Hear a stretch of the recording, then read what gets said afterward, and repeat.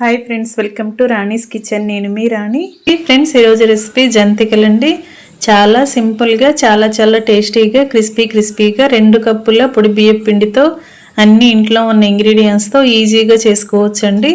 చిన్నపిల్లలు పెద్దవారు చాలా ఇష్టంగా ఎంజాయ్ చేస్తూ తింటారు. ఆ ప్రాసెస్ అంతా చూద్దాం.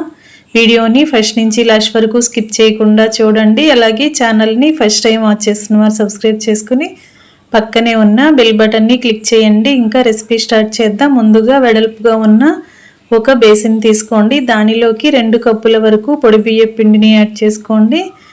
ఇది పొడి బియ్యంని మరపట్టించుకున్న పిండి అండి. మీరు సూపర్ మార్కెట్లో తెచ్చుకున్న పిండి అయినా కూడా వాడుకోవచ్చు.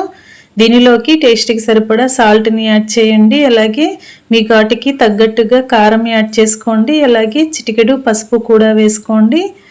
కొంచెంగా వాము పొడి కూడా వేసుకోండి, లేదంటే వామైనా క్రష్ చేసి వేసుకోండి. అలాగే 1 టీ స్పూన్ వరకు అల్లం వెల్లుల్లి పేస్ట్ వేసుకుని 1 టేబుల్ స్పూన్ వరకు ఆయిల్ వేసుకోండి. మనం వేసిన ఇంగ్రీడియంట్స్ అన్నీ కూడా పిండిలో కలిసేంత వరకు పిండిని వేళ్లతో రఫ్ చేస్తూ అదంతా కూడా పిండికి బాగా పట్టేంత వరకు పిండిని బాగా రఫ్ చేస్తూ బాగా పట్టాలి. మనం అల్లం వెల్లుల్లి పేస్ట్ వేసిన పొడి బియ్యం పిండితో మనం స్నాక్స్ చేయబోతున్నాం కాబట్టి 2 కప్పుల వరకు వాటర్ని ఒక గిన్నెలో పోసుకుని స్టవ్ పై పెట్టుకుని బాగా కాగించాలండి. వాటర్ అనేవి బాగా మరుగుతున్నట్లుగా ఉండాలి. వేడిగా ఉన్న వాటర్ కాకుండా ఇంకా ఎక్కువగా కాగిన వాటర్ని తీసుకుని పిండిలో పోసి ముందుగా గరిటెతో బాగా కలపండి. కొంచెం చల్లారిన తర్వాత చేత్తోనే పిండిని బాగా కలుపుదాం. ఈలోపుగా మనం మూత పెట్టుకుని 5 నిమిషాల వరకు పిండిని పక్కన పెట్టుకున్నట్లయితే పిండి అంతా కూడా బాగా మగ్గుతుంది, అలాగే చల్లారుతుంది. దీనిలోకి చివరిగా 2-3 టేబుల్ స్పూన్లు తెల్ల నువ్వులు యాడ్ చేసుకోండి. తెల్ల నువ్వులు అనేవి మరికొన్ని ఎక్కువగా అయినా యాడ్ చేసుకోవచ్చండి. మనం చివరిగా పిండిలో కలిపినట్లయితే తెల్ల నువ్వులు అనేవి కారపూసలో చాలా బాగా కనిపిస్తూ తింటున్నప్పుడు కూడా పంటికి తగులుతూ చాలా రుచిగా ఉంటాయి. పిండి అనేది మరీ గట్టిగా ఉండకూడదు, మరీ జారుగా ఉండకూడదండి. ఇలా సెమీ సాఫ్ట్గా ఉండాలి. అలాగే పిండి మరీ గట్టిగా ఉంది అని అనిపిస్తే అరచేతిలో కొంచెంగా వాటర్ని పోసి పిండిని కలపండి. అంతేకాని ఎక్కువగా వాటర్ అనేవి యాడ్ చేయొద్దండి. మనం తీసుకున్న పిండి కొలత కానీ వాటర్ కొలత కానీ కరెక్ట్గా సరిపోతాయి. ఇప్పుడు జంతికల గొట్టం తీసుకుని లోపలంతా కూడా ఆయిల్ అప్లై చేసి స్టార్ హోల్ ఉన్న ప్లేట్ని వేసుకున్నానండి. మీరు ఏ కారపూస ప్లేట్ అయినా కూడా వేసుకోవచ్చు.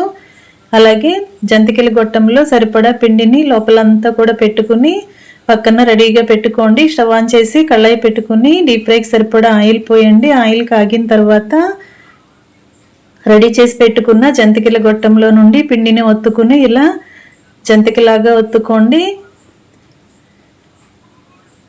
ఇలా ఒకవైపున బాగా క్రిస్పీగా ఫ్రై అయిన తర్వాత వెనక వైపు కూడా టర్న్ చేసి ఫ్రై చేయండి. మీడియం ఫ్లేమ్లో ఫ్రై చేసినట్లయితేనే జంతికలు అనేవి లోపల వరకు కూడా బాగా క్రిస్పీగా ఫ్రై తింటున్నప్పుడు కరకరలాడుతూ వస్తాయండి. లో ఫ్లేమ్లో మాత్రం అసలు ఫ్రై చేయొద్దు, అలాగని హై ఫ్లేమ్లో కూడా అసలు ఫ్రై చేయొద్దు. మీడియం ఫ్లేమ్లో మాత్రమే ఫ్రై చేయండి. అప్పుడే క్రిస్పీగా టేస్టీగా వస్తాయండి. ఇలా డీప్ ఫ్రై చేయటం కంప్లీట్ అయిన తర్వాత అది పక్కన పెట్టేసుకోండి. అలాగే మరొకటి వేసి చూపిస్తున్నానండి. మీరు స్టార్ హోల్ ఉన్న ప్లేట్ని కాకుండా ఎలాంటి ప్లేట్ అయినా కూడా రిబ్బన్ పకోడీ ప్లేట్ వేసుకోవచ్చు.